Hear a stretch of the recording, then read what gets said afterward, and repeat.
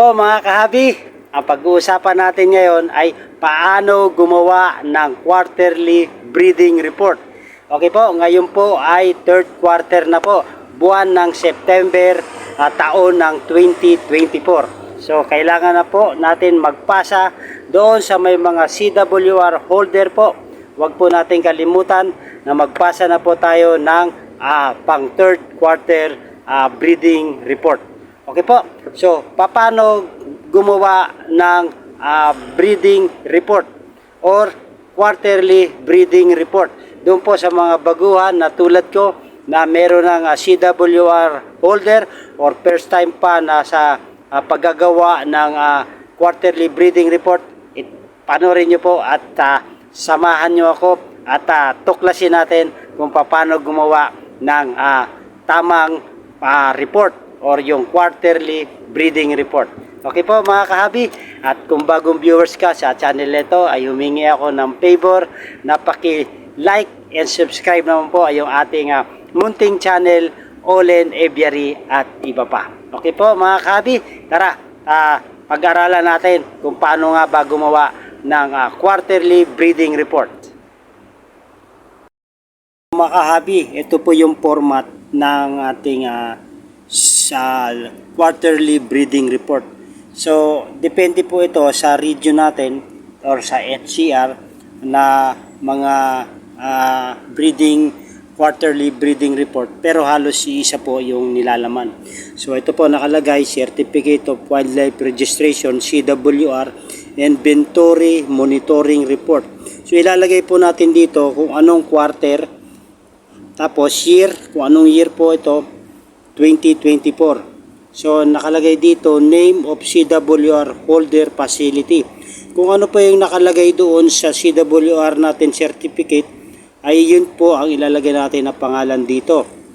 Tapos yung address natin, kung ano rin po yung address na nakalagay doon sa CWR natin. Tapos yung CWR number po at kung kailan ito na issue.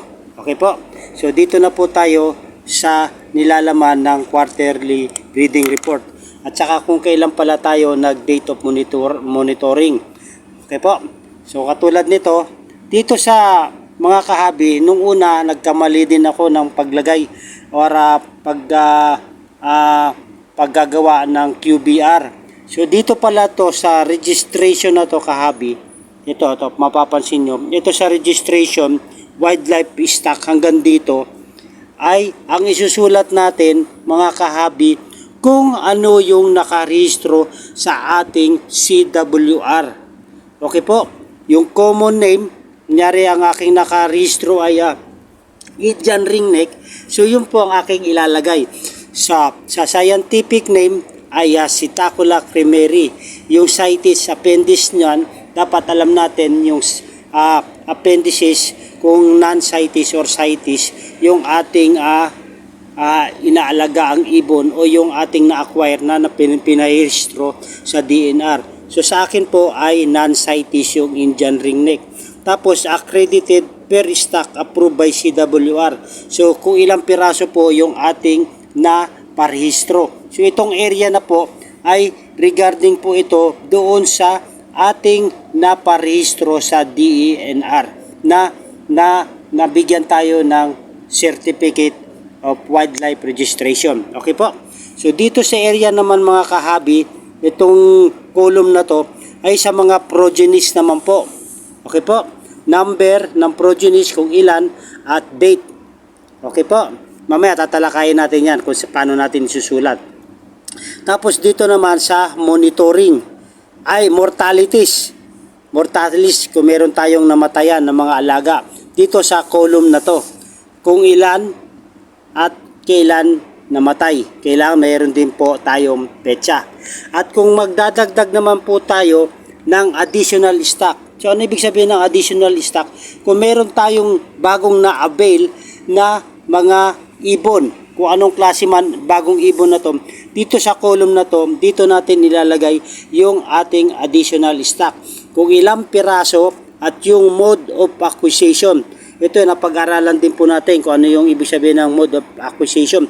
Kung paano natin nabili kung DOD ba, deed of donation or deed of sale. Okay po, yun po ang mode of acquisition. Tapos kung tayo naman po, ang ano naman ibig sabihin nito, disposed stock dito sa column na to, kung tayo naman po ay nagbenta na ng ating mga alagang ibon. So take note lang po mga kahabi hindi po pwede natin ibenta yung nakarehistro sa DNR o yung nakasulat sa CWR. Ang mabebenta lang po natin ay or madidispose natin ay yung mga progenies. Okay po. Tapos mode number kung ilan, tapos kung paano natin sila na-dispose.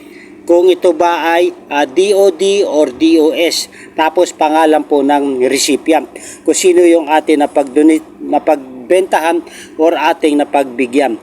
So dito po ay total wildlife stock. Kung ilan na po yung ating mga stock.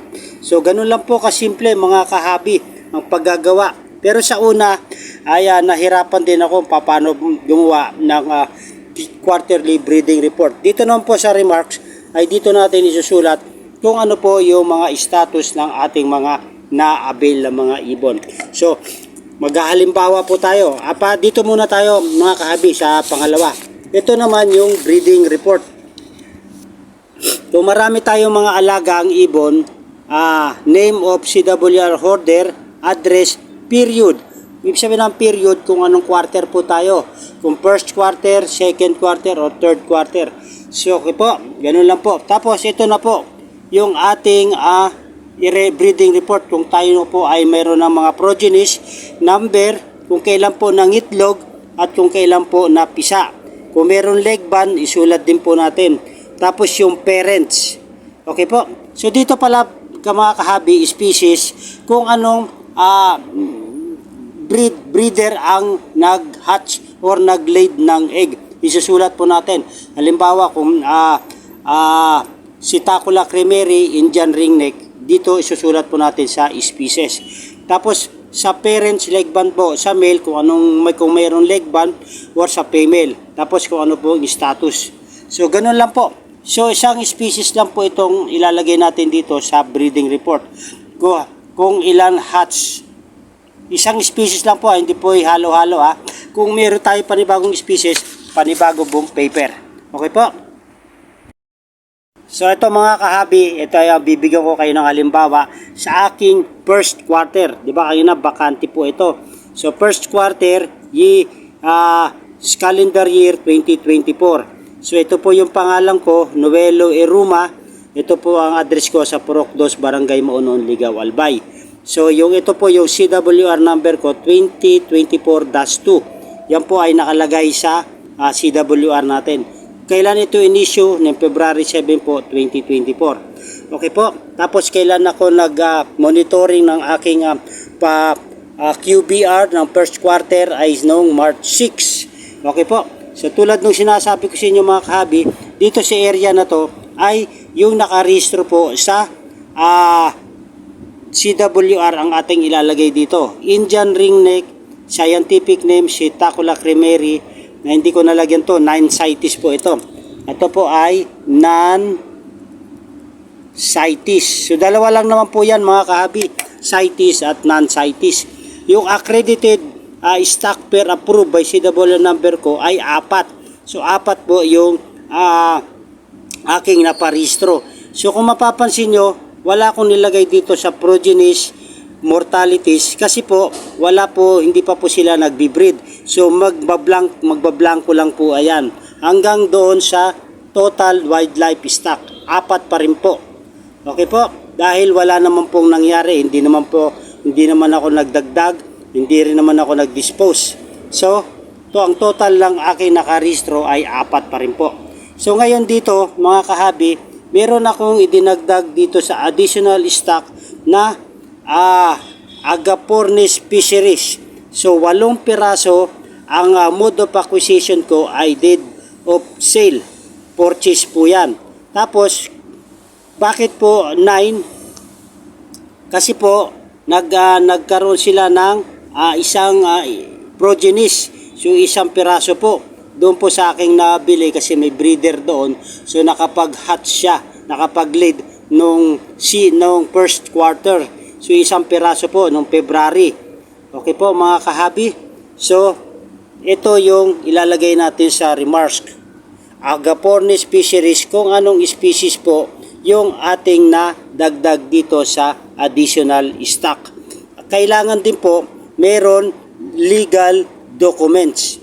Hindi po tayo pwedeng maglagay rito ng additional stock na walang kaukulang mga dokumento. Ano-ano yung mga dokumento na yun? Yung po yung deed of sale at LTP kung malayo, yung land transport permit, tapos yung veterinary certificate. Kailangan po iyon.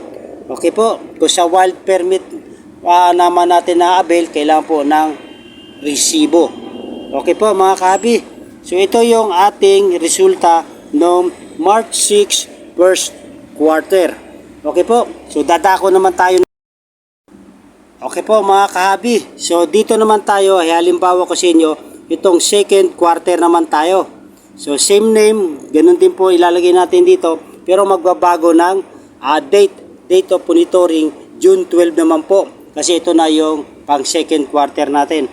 Kung mapapansin nyo kahabi, walang nababago dito sa registered wildlife stock sa area na to.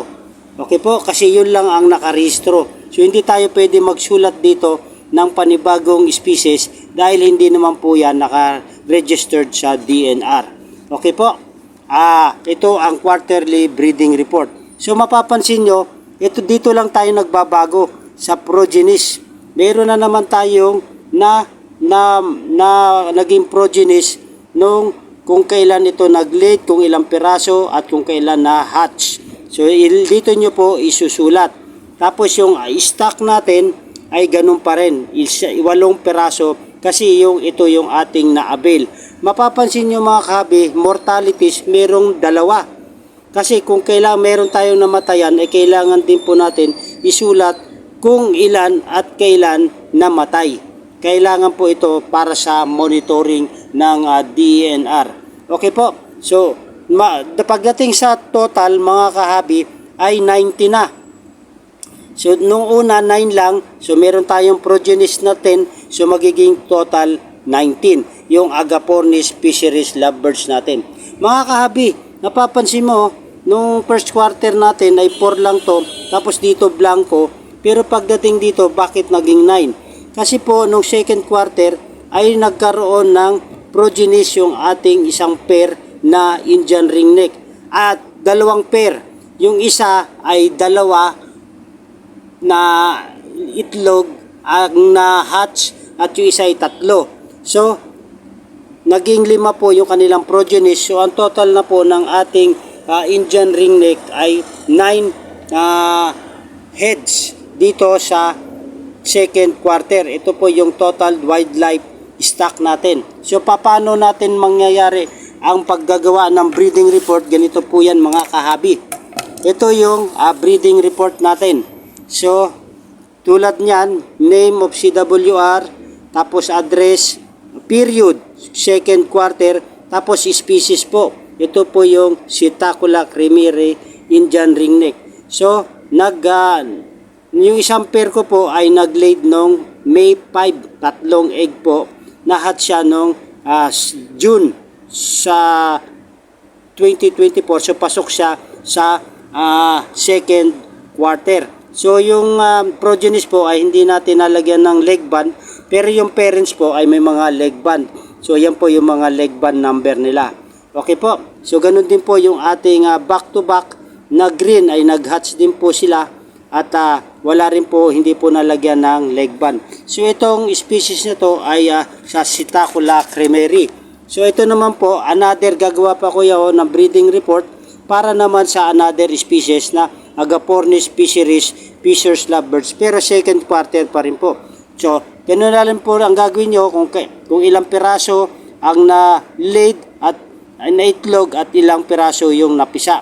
Kung may mga leg band nyo, ay pwede nyo pong ilagyan dito yung leg band number pati sa male at saka sa female.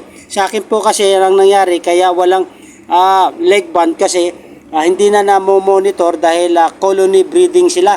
So hindi na po monitor ni Mrs. kung sino-sino na yung mga parents ng mga progenies na ito. Pero ang gagandahan nito ay na-apply na ito sa CWR, complete documents na po. So naka-attach na po ang ating mga record patungkol po sa additional stock. Okay po. So pagbibigyan ko po pa kayo ng isang halimbawa ng third quarter naman po. Ngayong March na po. Ngayon po ay March, ay third quarter na rin po. So ganun na rin po uli, third quarter hanggang September. So matatapos na. So kailangan natin ipasa na ito. So ang date ko ginawa ko ito ay last September 27. Kung mapapansin nyo kahabi, yung pa rin po ang nakalagay dito. Hindi ito mababago itong registered wildlife stock. Dahil ito lang po ang ating ito po yung naka-registered sa atin sa CWR. Kung mapapansin nyo, 5 pa rin po yung aking progenies at 9 pa rin po ang total. Sa additional ng aking agapornis ay 19 po. Pero mapapansin nyo kahabi, meron uli akong additional stock. Okay po. So nagdagdag ako ng 2 piraso deed of sale. Yung aking deed of sale dapat ito hindi deed of donation. Deed of sale. So babaguhin na lang po natin ito. Deed of sale. Okay po. Tapos ito mga kahabi, mapapansin nyo ay may legal documents po ito. Ito ang ating ipapasa. So dito nagkamali ako, deed of sale pala ito, nailagay ng deed of donation. Okay po, pero babaguhin na lang natin, i-edit na lang natin. So total, 2 yung aking total wildlife. Okay po mga kahabi. So hope meron tayong natutunan. Tapos pipirmahan nyo rito, lagyan nyo ng pangalan, tapos ipapareceive natin ito sa DNR para katunayan na at nakapag-submit tayo ng QBR. Okay po mga kahabi, hope meron natutunan. Po mga kahabi, kung nagustuhan yung video na to ay humingi ako ng favor, please subscribe my YouTube channel, Olen Every at iba pa. At paki-like na rin po kung inyong nagustuhan. At kung gusto nyo ng ganitong topic regarding sa buhay mag-ibon, at paki-click po yung notification bell para ma-update tayo sa mga bagong video na ating upload regarding po sa buhay mag-ibon. Olen Every at iba pa. Maraming po salamat. Okay po mga kahabi. So, hope meron tayong natutunan regarding po kung paano gumawa ng quarterly breeding report. Ito ay sharing lang para sa mga baguhan na tulad ko kung paano yung tama at ang paggawa ng breeding report para pag nag-submit tayo ay hindi na tayo magkakaroon ng pagkakamali or mag-uulit-ulit tayo or madidelay yung pagpasa natin dahil mali yung ating paggagawa. Hope meron tayong nakuhang idea regarding po sa paggawa ng quarterly breeding report. Okay po mga kahabi, maraming po salamat. Maganda ang buhay pag may alagang ibon sa ating bahay. Lalong-lalo na po kung legal at meron tayong mga dokumentong pinanghawakan sa ating mga alagang ibon. Mabuhay and God bless. Thank you for watching.